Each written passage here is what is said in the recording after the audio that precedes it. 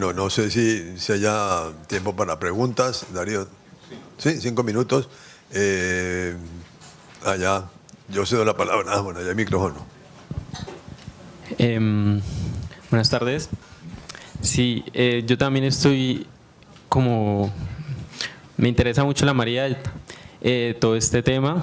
Estoy de acuerdo en esa posición de que todos lloramos a la María, toda América lloró a la María, pero no lloraron a Nadie Sinar.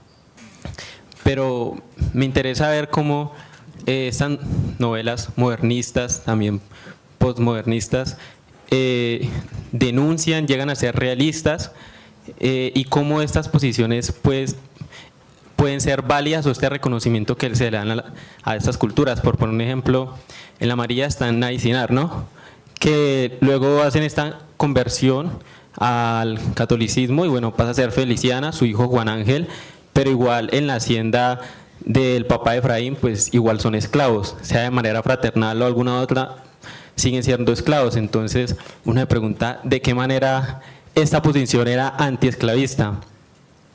También veo como por otros ejemplos, no sé, en Vargas Vila, en Flor de Fango con Luisa, en La Marquesa de Yolombó, Bárbara Caballero, también vemos a estas mujeres relatadas por estos escritores y que de alguna manera u otra denuncian esta pérdida, este yugo en el que estaban las mujeres. Pero igual Bárbara Caballero, pues en una posición esclavista, así sea de manera fraternal, en La Marquesa de Yolombó, pues aunque se haga este reconocimiento, pues se sigue exponiendo esto.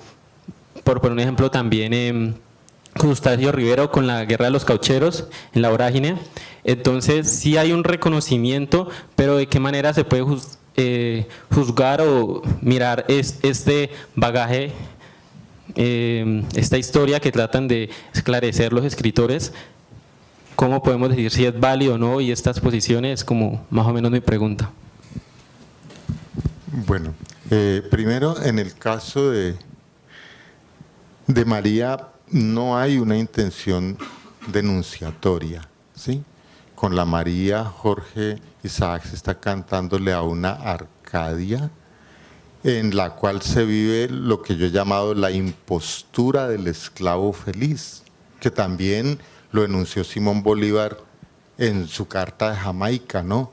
Los negros viven felices a la sombra de sus amos en Colombia, así lo decía Simón Bolívar, y Jorge Isaacs le está cantando a una especie de Arcadia que está nostalgiando ese mundo esclavista, digámoslo así. Pero Jorge Isaacs ya como persona fue un rebelde y un revolucionario de ideas liberales, ¿no? Por lo tanto estaba luchando por una justicia social. Pero en María pues es una novela romántica que idealiza un pasado, idealiza un paisaje, etc. Allí no hay intención denunciatoria.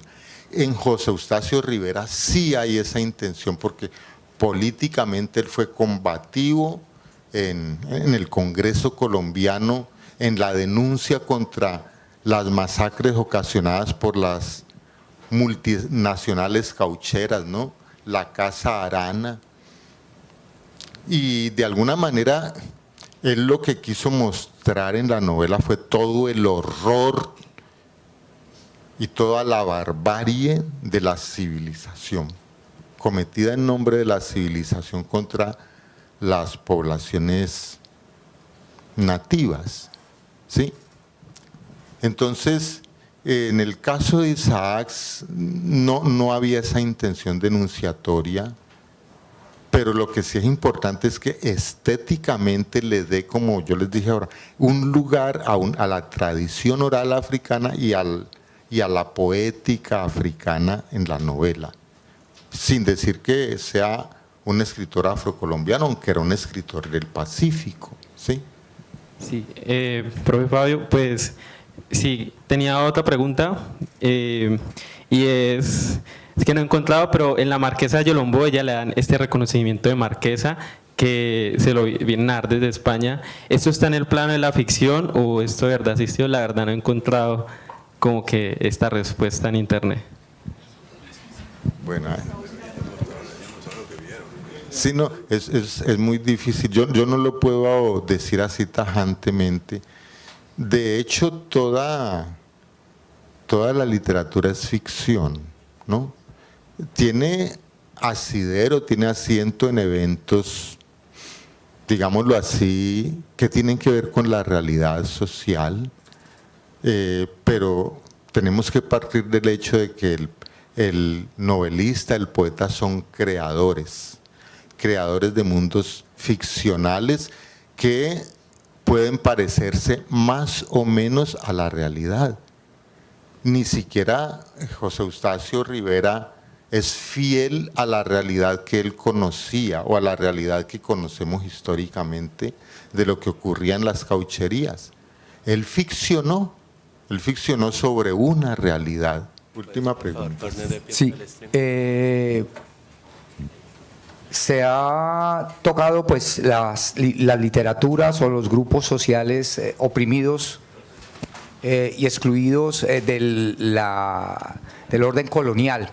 Pero faltan dos grupos y sería interesante también aquí tratar de buscar literatura de los judíos, porque frente al Tribunal de la Inquisición, el judío o también el luterano era víctima del Imperio Español. Entonces sería importante también empezar a trabajar esos dos escenarios, judíos y luteranos, como víctimas de un proceso y que seguramente se han invisibilizado completamente. Tarea. Sí, y también lo que se decían esta mañana, la literatura no solo por grupos así étnicos específicos, sino también por grupos sociales y también por regiones, ¿no? Por regiones, porque regiones colombianas han sido invisibilizadas para la historia oficial de la literatura, ¿no? Siendo que desde las regiones es que se ha enriquecido esa historia oficial u oficiosa. Bueno, les agradezco mucho y me perdonan el desorden, pues. Bueno, antes de terminar, yo hago una pequeña acotación y nos despedimos y le damos las gracias a Fabio. Simplemente que para este proyecto tan grande que se le ha cruzado a Darío hace ya varios años, que no quede en el aire una idea que Fabio lanzó aquí, es que escuchándolo me parece que hay una segmentación y un olvido de la historia de la literatura, en las literaturas antes de que llegaran los españoles. Y le pregunto a Fabio para que lo piense, porque creo que es parte de lo que él va a hacer en el trabajo de la historia. Es que entonces los géneros literarios como la novela y el cuento fueron una imposición arbitraria en la literatura latinoamericana. Es decir, géneros impuestos. Porque si Fabio nos está contando que antes no existió la literatura, y lo que sí es verdad es que, digamos que la conquista de América no solamente se hizo con la espada, se hizo con una gramática que es la gramática de Nebrija. Eso lo impusieron una forma de escribir, ¿ya? O sea que la novela europea fue una imposición, y fue una imposición ya en el mestizaje de los que ya hablaban castellano. No habría que historiar antes del mestizaje qué géneros, si es que podríamos pensar en géneros. No se puede pensar en géneros. Es decir, y lo otro que me preocupa, que tenía que quedar claro, Darío, en esta historia, para que lo incluyamos, es qué es lo que hace regional una novela. Es decir, volvemos al tema del comienzo, y que alguna vez con Fabio Martínez me tocó en un simposio donde fuimos señalados, bueno, él no, yo fui señalado de eurocentristas por los compañeros pues afros del Pacífico, por la sencilla razón que pregunté si para ser el escritor del Pacífico había que ser afro o haber que nació en el Pacífico. Yo creo que esa es una pregunta boba. Ya Borges la había contestado, el que la quiera leer bien, que la lea en Nuestras Pobres Tradiciones, donde Borges dice, no, eso es una brutalidad, discutir eso. Es como pensar que uno tiene que ser policía para que hoy no era policíaca. Entonces, como que quede claro en esas cosas. Y echarle ojito también en esa historicidad que se va a hacer a una novelita que es antes, y me molesta un poco cuando dicen La María. La María es una hacienda, la novela llama María. Mucho cuidado con eso, que se generalizó ya todo Cali de hablar de la María, es María. Una novelita que vale la pena, porque podría meternos en la discusión, Darío, sobre lo que es la evolución del lenguaje colombiano para la escritura de novelas. Es decir, en el momento de Isaac estaba ya muy nutrido, porque primero pues era un traductor de Byron, era un traductor del inglés, había traducido grande poesía, y esa novelita se llama María Dolores. No sé si la conocen, es una novela anterior a María, que es una novelita, entre otras cosas, muy mala, pero que apunta a...